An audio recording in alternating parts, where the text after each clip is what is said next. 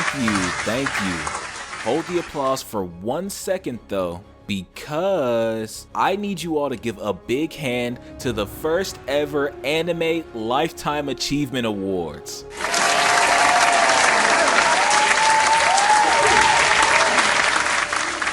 And look, if you're not familiar with me, I'm your MC. You can call me MC Phanta, and I'll be presenting these legendary anime with their awards today.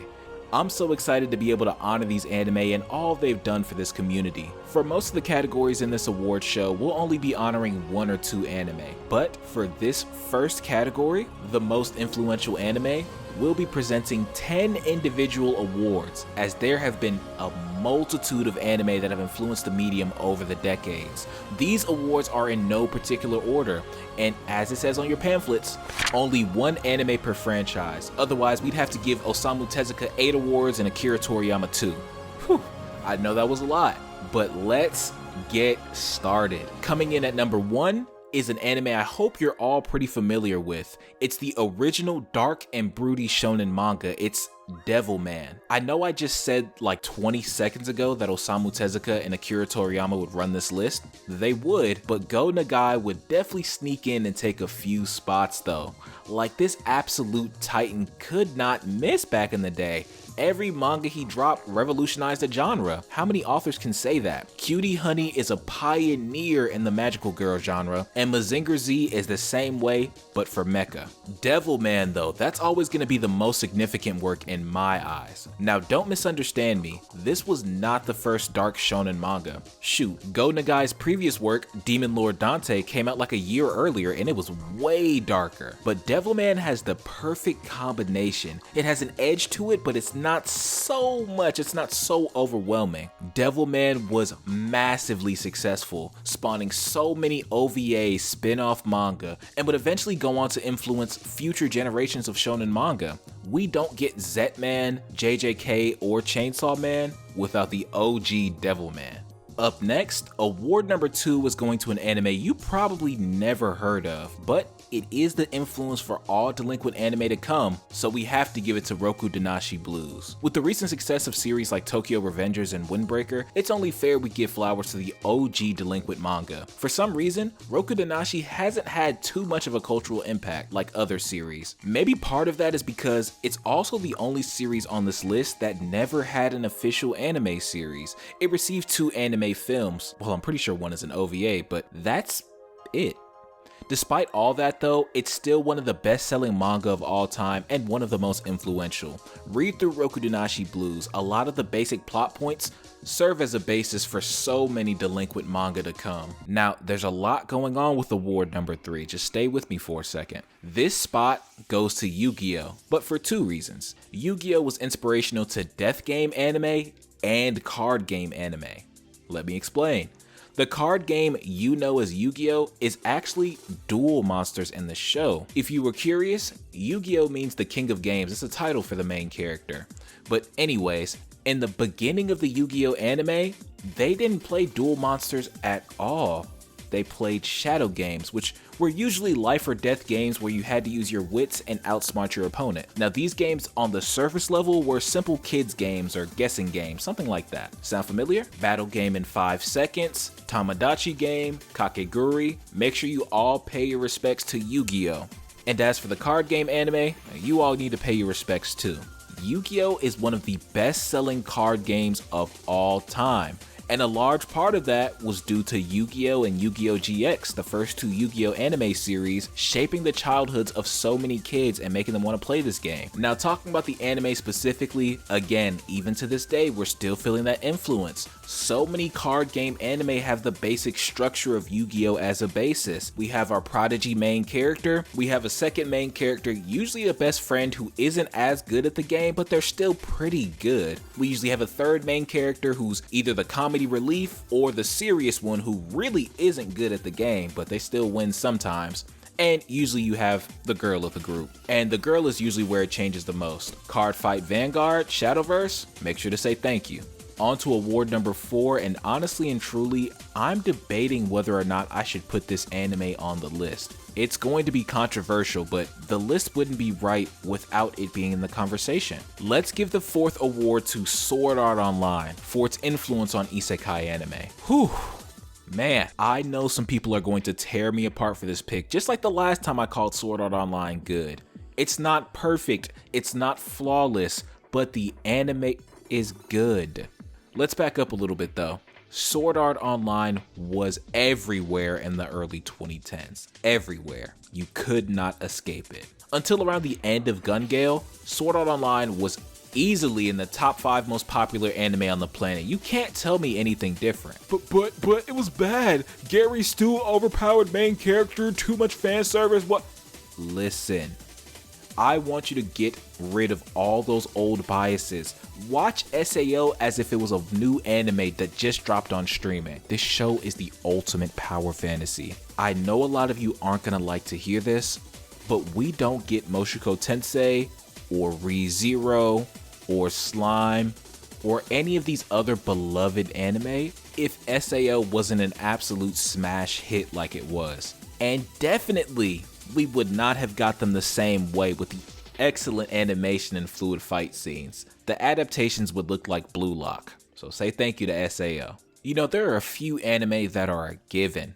Like, you have to talk about them when you talk about influential anime. Award number 5 is going to one of those sorts of anime. No discussion about influence in anime is completed until we talk about Sailor Moon, for its influence on shoujo and magical girl manga. Sailor Moon really put action and magical girl shows on the map. Of course, magical girl shows have existed for a long time. Even something like Sabrina the Teenage Witch is technically a magical girl show, but usually, once the main character gets her powers, she just uses them to assist her day-to-day life. Sailor Moon made it more commonplace to have these characters use the powers to fight evil, which will be carried on by many other shows. Award number 6, and let's just keep it simple. This award is going to Neon Genesis Evangelion for influencing what I call dark coming-of-age anime. What am I talking about? You know, originally I struggled to label this subgenre. I called it kids in adult situations. But that's too vague, right?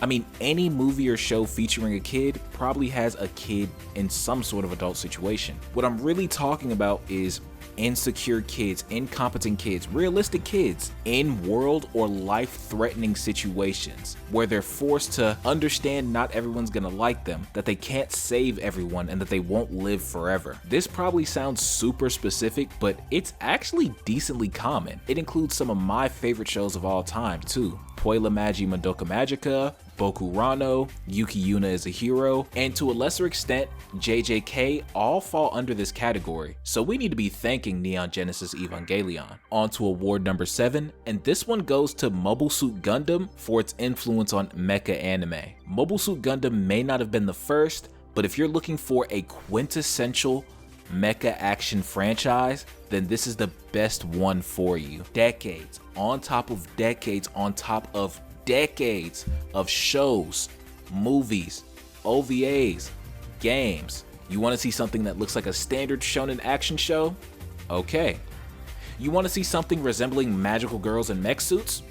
Gundam has you covered. Without Gundam's influence, mecha would be nowhere near where it is today. Next is award number 8, and that one is going to Cowboy Bebop. I don't think anyone will have any arguments about most of the shows I put on this list, but this is one of those ones that feel like it might not really belong. That's understandable though, as unlike a lot of the shows on this list, Cowboy Bebop didn't influence any specific genre or subgenre. But this is gonna sound weird. I feel like Cowboy Bebop helped make anime cooler or more swaggy. You know what I mean? You don't? Jeez. I'm not gonna lie to you, this is hard to explain if you haven't seen Bebop, so please go watch it. Like I said, Cowboy Bebop didn't introduce anything or do anything brand new, it just did it all better. And it wrapped it up in one clean package with an amazing story, one of the best casts in anime history, and the best soundtrack in anime history. Dimension W, Samurai Champloo, Afro Samurai, you know what to do. Let's not waste any time though. On to award number 9. That one's going to Dragon Ball for influencing all of shonen anime. I'm including the entire franchise from the beginning all the way up to the end of Z. This is the other show I was talking about. Another one that you have to mention when you talk about influential anime is Dragon Ball. When I say without Dragon Ball in 1984, all of the shonen anime you like would not exist in the same way, I mean it. You know what, let's put it more simply. Without Dragon Ball, we don't get the big 3 in the same way. And I have a whole video on the impact and the legacy of those shows alone. Transformations on top of transformations, rivals and enemies turning to friends, power levels and power scaling. Dragon Ball didn't invent any of these things really, except maybe power scaling. But without Dragon Ball, these things may not have became mainstays in shonen anime like they are now. And the last award, award number 10, goes to Astro Boy for influencing all of anime. A lot of you more casual anime fans are probably throwing your hands up and typing some hate comment right now, but just listen to this. Astro Boy was the first manga to get a popular and successful anime adaptation. That's as influential as it gets. No matter the genre, no matter the demographic, almost all anime released today are based on manga properties. In fact, let's just go farther. Tezuka is responsible for the first TV animation studio getting formed. They formed almost specifically to make the Astro Boy anime series. Do you understand what I'm saying now? This is as big as it gets. Astro Boy was the first weekly and just so many firsts.